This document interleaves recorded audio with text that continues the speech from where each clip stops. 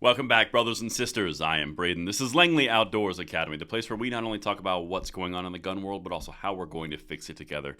And the content that we're going to talk about tonight is, wouldn't you know it, gun rights didn't die when the NRA went away. Weird. And the evil eye of Sauron from the gun controller is shifting to another target. It's 3 letters. It's GOA. And this is going to be something you guys are going to want to see because they're coming. Everything is linked into the description box below, and I can't wait to hear what you guys think. And of course, make sure you hit that like button, subscribe to the channel, and turn the notification bell on. And this content is made possible by American Heart for Gold. I have an excerpt from an interview conversation I had with the president. I'm going to show you guys real quick, and then we're going to get right back to this. Why is it still pertinent today? Because a lot of the tendency of people is to go, well, that's an older thing. We have modern ways to make money and invest. So what's the pitch to keep gold still relevant in a modern society? Sure. Great question. And when you look at the money that we're printing and the rate that we're printing it right now, it's really just a hedge against fiat currency. It's a hedge against the dollar. Government spending's been a runaway freight train lately, and you probably notice when you go out to buy things right now, your dollar's just been kind of whittled down to nothing, and the dollar doesn't go as far as it used to. And so it's just a hedge against currency. You see central banks buying it up left and right. They're buying it at the fastest rate in 50 years right now. Do as the central banks are doing. But it's just a hedge, just an insurance policy that people use against what's going on with the devaluing of these currencies.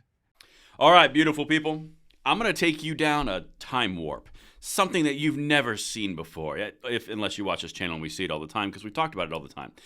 One of my favorite things about fighting the left on a day-to-day basis is they are extremely predictable. I mean, to the point where you can almost graph it. But anyway, here's something that we talked about when the left was celebrating the NRA's demise, the death of the NRA. Gun control is the new in vogue. It is the new hotness.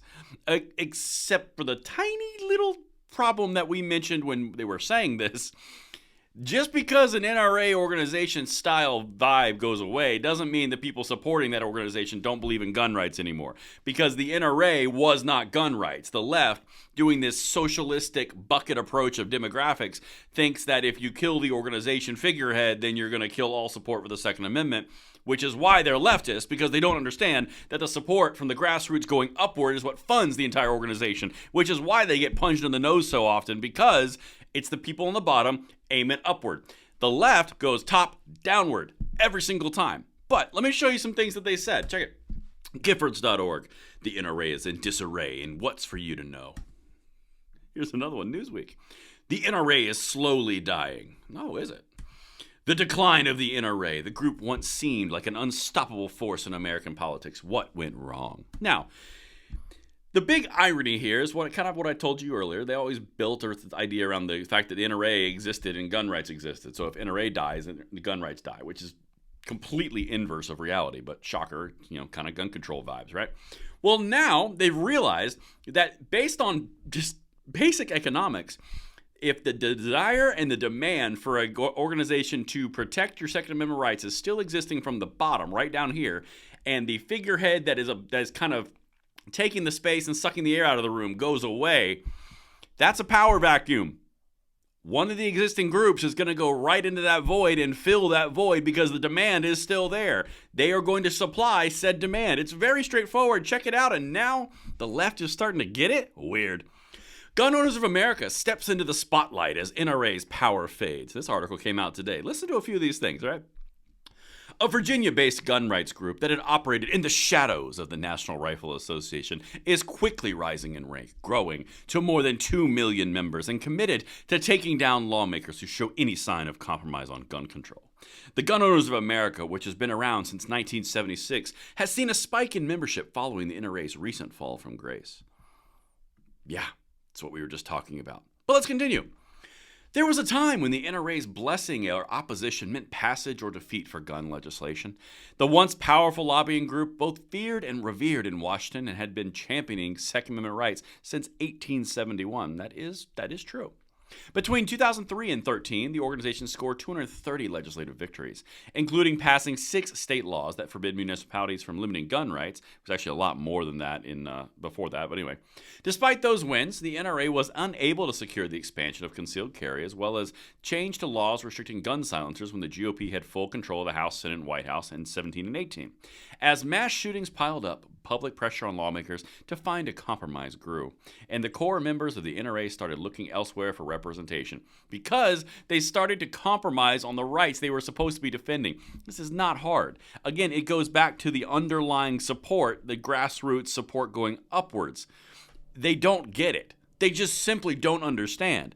But now we're going to get to GOA. Listen to the title and the tenor of this next sentence.